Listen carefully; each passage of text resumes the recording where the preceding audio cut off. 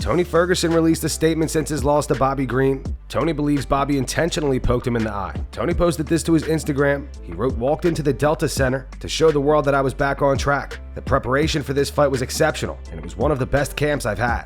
As the fight began, I was in the zone, flowing and feeling confident. Bobby knew the direction of this fight, and I believe he knew what he was doing when he poked my eye. He has a big history of moves like this. It significantly impaired my vision, making it difficult to see clearly out of my eye. Despite this eye poke, I never considered stopping the fight, although the doc wanted to. Throughout my career, I've always pushed through challenges and never given up. This time was no different. Unfortunately, in sports, setbacks like this are part of the journey. While I won't use the eye poke as an excuse for the outcome, I know for a fact that I have more to give. Moving forward, I plan to work closely with Dana Hunter and my entire team to assess what's next. I'd like to take a moment to say thank you to my wife, my family, and my fans. Your support means the world to me. It's what drives me to keep pushing forward, striving for greatness. Thank you all for being by my side through the highs and the lows of this sport that I love. Eye appointment tomorrow, some recovery, and back after it. Love you all." Bobby Green responded to Tony.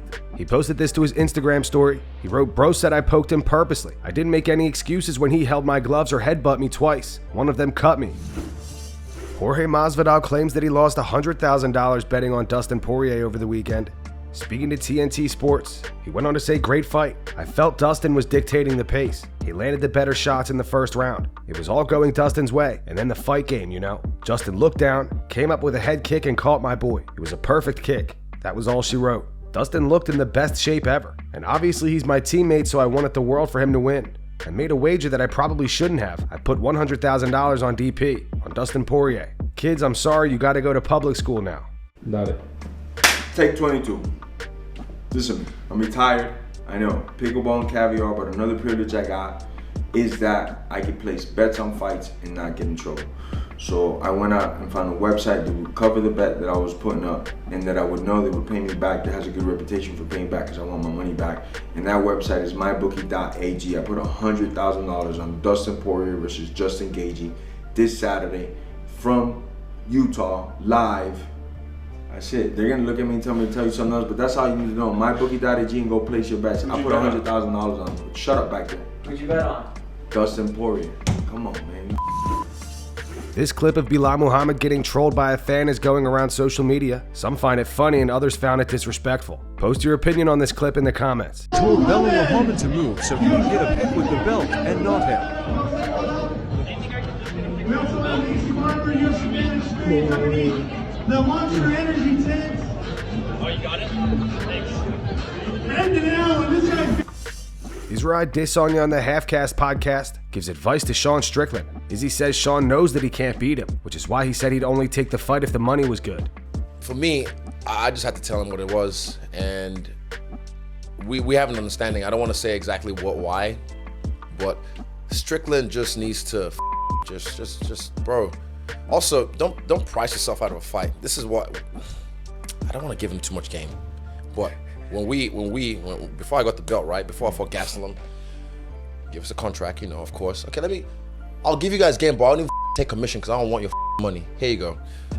Get a contract, right? Cool. You negotiate for what you feel like you're worth. But I knew I was gonna get that belt. So I wasn't banking on this is my big money fight. These motherfuckers, they're banking on this is their big money fight. Yeah, they might not get it again. Yeah. They know they can't beat me. Yeah. That's the difference. They're hoping. They'll do their hardest and everything. But even I told the young dogs like a week ago on my birthday, I was just telling them like, because I think we were just hanging out at my birthday, and I was just like, bro, these motherfuckers can't beat me. That's why they're banking on this is my money fight. I got to get $1 million for this fight, or I got to get $2 million for this fight. I was like, shut the up. Push for what you can get right now. And if you really believe in yourself, if your team, your managers really believe in you, and you really believe you'll get the belt, take the fight. And then when you get the belt, hold the line. That's free game. I won't take 20%. I don't want your money, but that's free game. But yeah, I'm just like, if you really believe in yourself, then sack up, take the fight. But they don't believe in themselves. They know they can't beat me. So they're just like, okay, let me make as much as I can on this fight because I'm not gonna get this shot again. And that's why I know they can't beat me, and they already lost. They showed their hands too early because Sean was already like, oh, if the money's right, shut the up. If you really believe you can be champion, take the fight. but they know they can't beat me. They're hoping. They'll do their work, they'll do their hardest, and everyone has a chance. I can be beat. We've all seen it. And they can beat me, but they know they can't beat me. That's the difference. And that's why I got my foot on their neck. Forever. Forever. Yeah.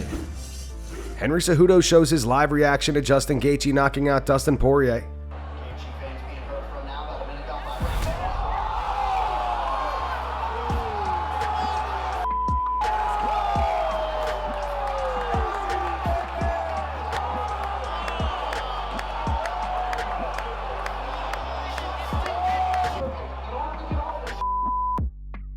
Out front, front right hand. Through that straight. Look at the with the Cejudo.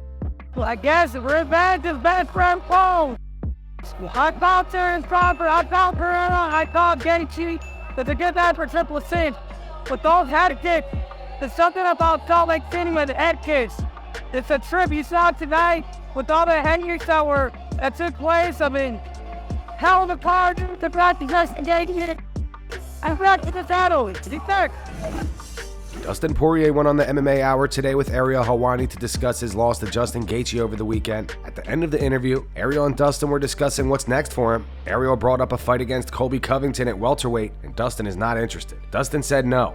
Dude, like everybody thinks, that's another thing. Like, of course I can make 170 because I walk around heavier than 170, but everybody thinks I'm a f***ing huge lightweight. Trust me, I'm on the mats at American Top Team with a handful of fighters at 155 who weigh more than me on a normal basis. Out of camp here in Louisiana, if I'm training a few times a week, I'm high 70s. I'm waking up at 178. You know, that's not big. To the average person, that might seem like a lot, but in this day and age, lightweights in the UFC, dude, that's not heavy. And that's going to wrap it up for the news. Thanks for watching. If you enjoyed the video, be sure to subscribe to Full Mount MMA and click the bell icon to be notified when we post future ones. Here are the 3 top comments from last video. These comments are in reference to UFC 291. The first one's from EMG Sports. It says, Derek Gamebred Lewis literally shocked the world tonight. Please never retire, Derek. You're literally the gift that keeps on giving. The second one's from Angry Dana White. It says, never seen a fighter as entertaining as Gaethje, who also manages to deliver every time he fights. True BMF. And the final one's from The Eagle Has Landed. It says, I don't want to see Ferguson fight anymore. I'm genuinely concerned for his health. With the devastating losers experience, my heart goes out to him. He's done well in his career, and he'll always be remembered. Respect, Tony. Those were the 3 top comments from last video. If you want to be featured on the next one, all you have to do is comment down below. If you missed yesterday's news, click the video on screen to get caught up. And make sure to go subscribe to our second channel where we post our exclusive MMA interviews.